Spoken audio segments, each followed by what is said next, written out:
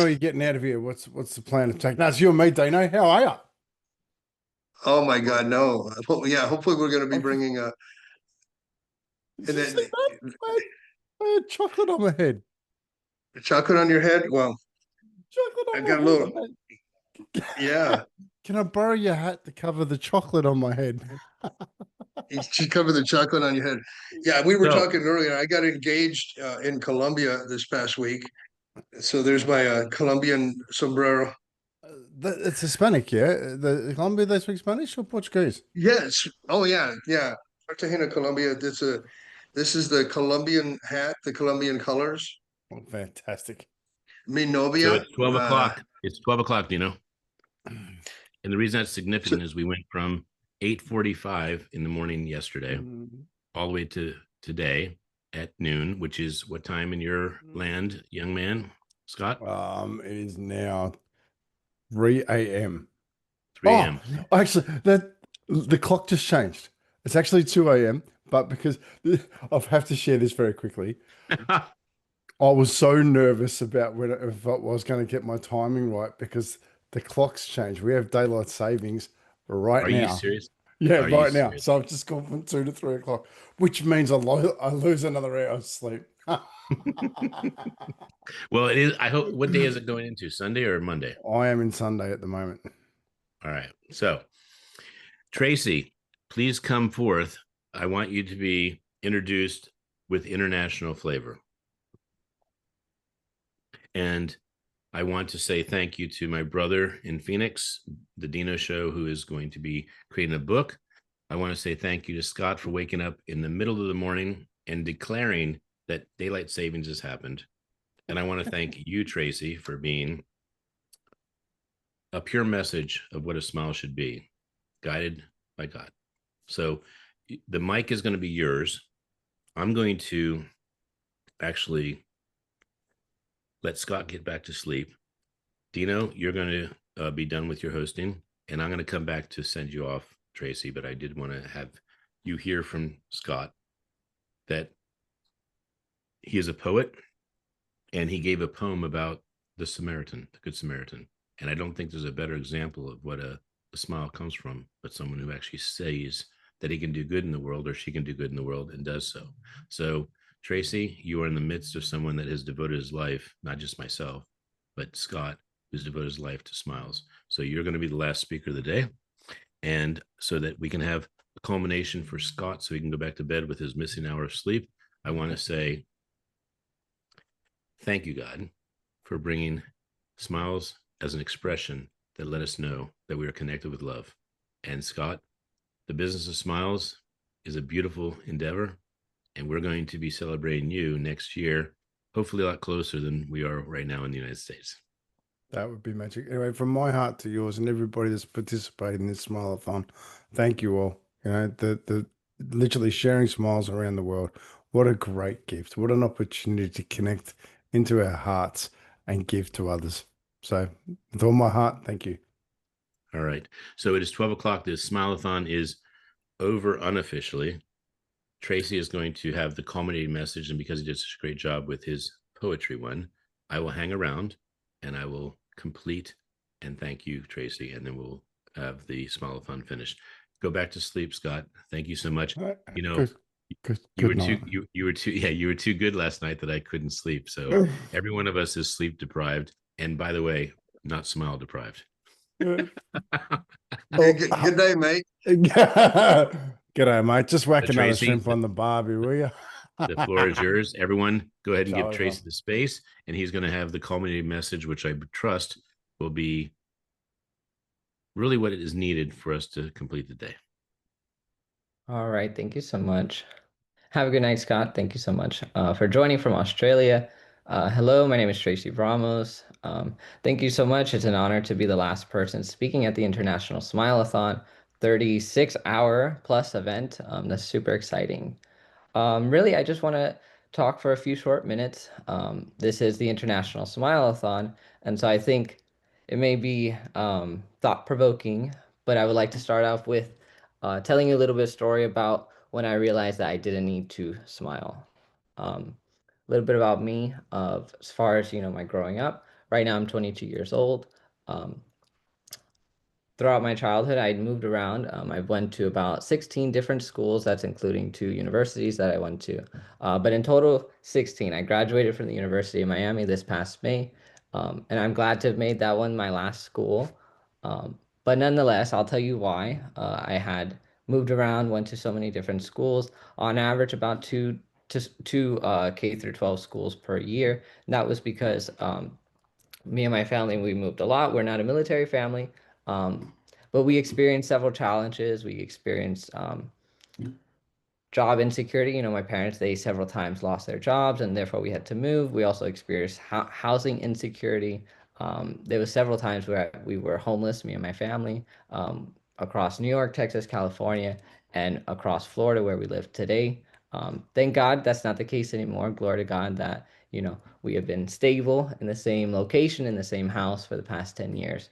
But that wasn't always the case. And so, growing up, as I was dealing with all these challenges, being homeless, sleeping in a car, sleeping in a tent, sleeping in my dad's best friend's coffee shop, under construction, all these different things, also seeing my parents, try to find a job that pays enough, considering the economy at the time, to support me and my siblings, and obviously, us as a unit. It was very difficult.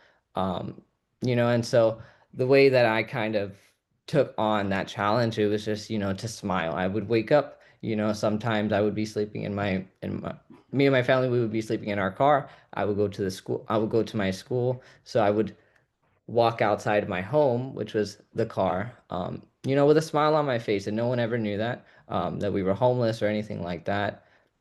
Um, but nonetheless, it was the reality. And so I kind of told myself, just smile, just put on that smile, present yourself as, organized and, presentable, and don't let anyone know about the struggles that you're dealing with at home. In addition to that, I also experienced very rocky family dynamic. I lived in an abusive household for about 11 years of my life, and I never really told anybody about that. I didn't even tell myself. In fact, I always try to make sure that whenever something bad would happen, I would quickly forget it. Um, but nonetheless, so yes, that was my life until about 14 years old. And so at 14 years old, um, suddenly I had this, breaking point. I had been abused for 11 years, uh, lived in about 20 different places, gone to, at that time, 13 schools. And my life, it was just, on paper, it's like, wow, this is crazy.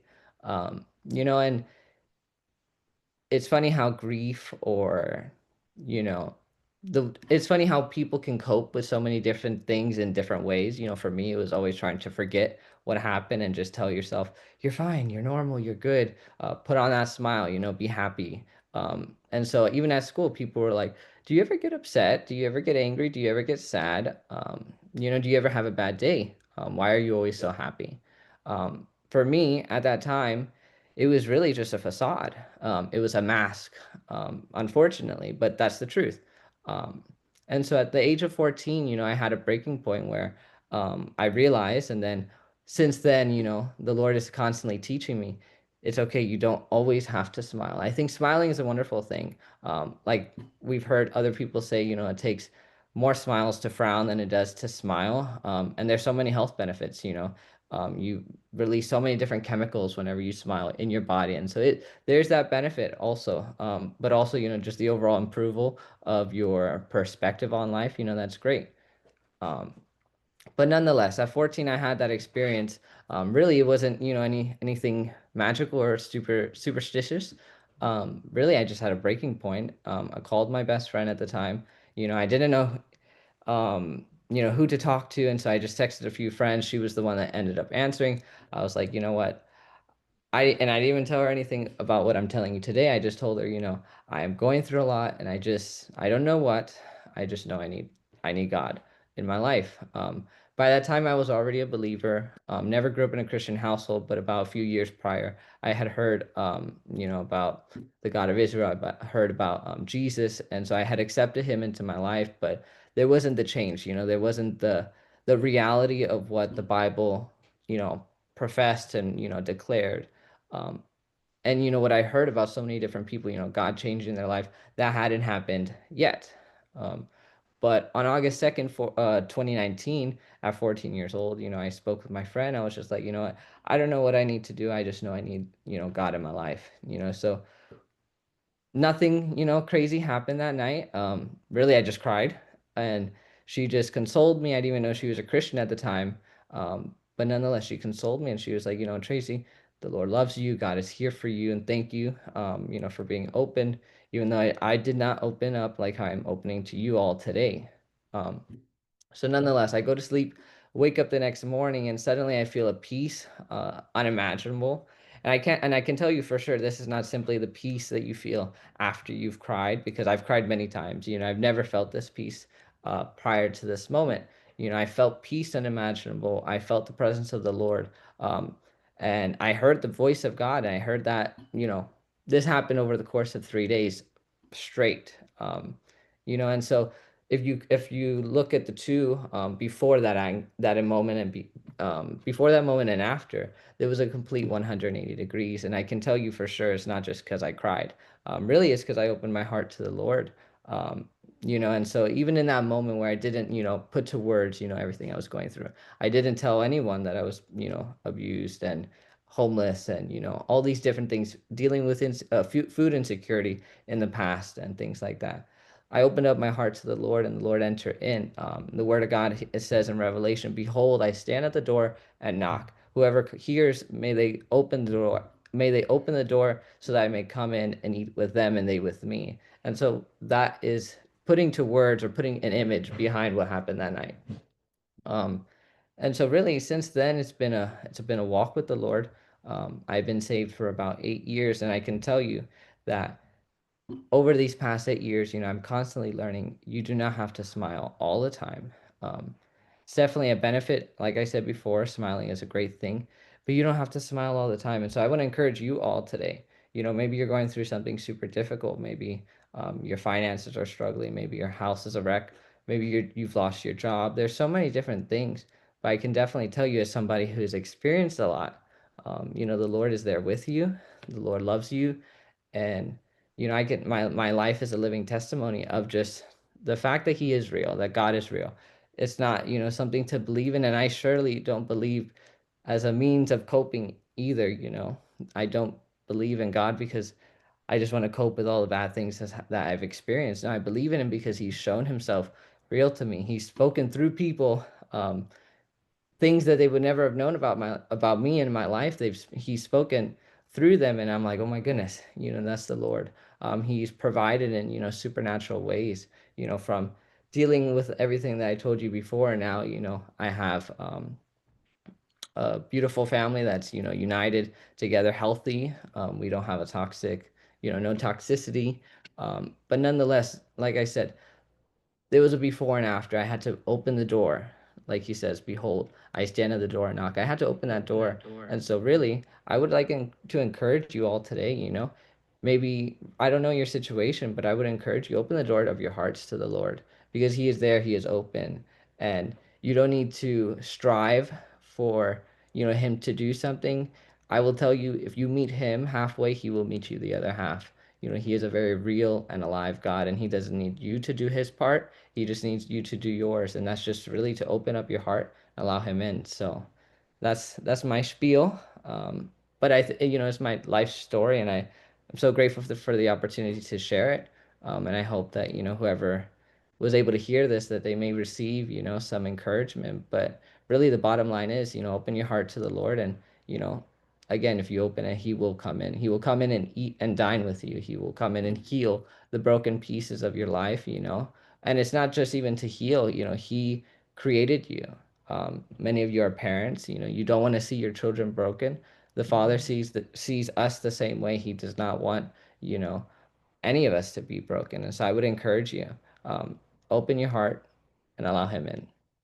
Thank you, Tracy. So when you open your heart and you let Him in, you actually do receive the fact that the gift of a smile is something you can have. And it's something that you can have whenever you want it. And although you don't have to smile all the time, you can choose to. Because if you choose to, it may make someone else's day. So Tracy, you did a great job at Poets United, and this was a beautiful culminating message of the Smile-A-Thon. And so I want to thank you for that.